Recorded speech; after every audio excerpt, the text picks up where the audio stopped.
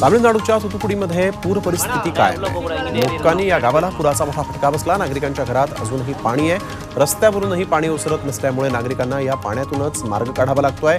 अनेक घरांची मोठ्या प्रमाणात पडझड झाली, त्यामुळे राहायचं तरी कुठं असा प्रश्न आता नागरिकांना पडला आहे।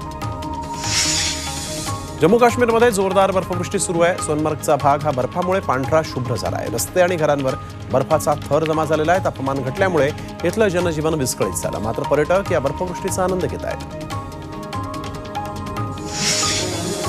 सलग सुट्ट्यांमुळे साईनगरी शिर्डी भाविकांनी फुलून गेली आहे। क्रिसमसच्या सुट्ट्या तसंच नववर्षाची सुरुवात साई दर्शनानं करण्यासाठी शेकडो भाविक शिर्डीमध्ये दाखल होऊ लागले।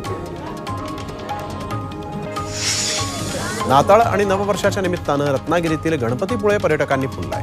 सलग 3 दिवस सुट्ट्या आल्यामुळे किनारपट्टीवर गर्दी वाढू लागली, त्यामुळे व्यवसायालाही तेजी आली आहे। कोकणात आल्यावर वॉटर स्पोर्ट्ससह इथल्या पदार्थांवरही ताव मारण्याचा बेत प्रत्येकानं आखला आहे। अमृत नोनी आर्थो प्लस, ये एक प्रूवन फॉर्मूला है। इसमें मौजूद नोनी फल के गुण और आयुर्वेदिक जड़ी बूटियां शरीर को जरूरी पोषक तत्व देने के साथ साथ हड्डियों और जोड़ों के घिसने, उनमें होने वाले सूजन और दर्द को रोकने में मदद करता है। दर्द मुक्त जीवन के लिए अमृत नोनी ऑर्थो प्लस। मुंबई एक्सप्रेस हायवेवर मोठ्या प्रमाणात वाहतूक कोंडी झाल्याचं चित्र पाहायला मिळत आहे। वीकेंडची सुट्टी तसंच नाताळची सुट्टीमुळे पर्यटकांची आता मोठ्या प्रमाणात इथं गर्दी होऊ लागली आहे।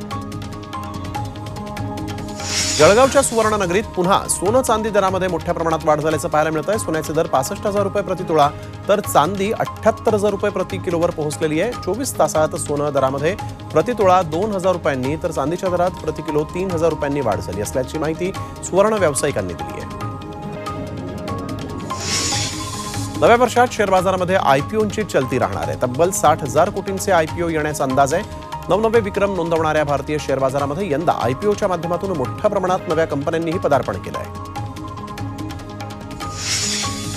देशात कोरोनाच्या रुग्णसंख्येमध्ये दुपटीनं वाढ झाली आहे। काल दिवसभरात कोरोनाचे 640 नवे रुग्ण आढळले। याशिवाय देशात JN.1 या नव्या व्हेरियंटचे 22 रुग्ण समोर आले, त्यामुळे सर्वांची चिंता वाढली आहे। कोरोनाचे सर्वाधिक रुग्ण हे केरळमध्ये आढळत असून काल केरळमध्ये कोरोनाचे 265 रुग्णांची नोंद झालेली आहे, तर एका रुग्णाचा कोरोनामुळे दुर्दैवी मृत्यू झाला आहे।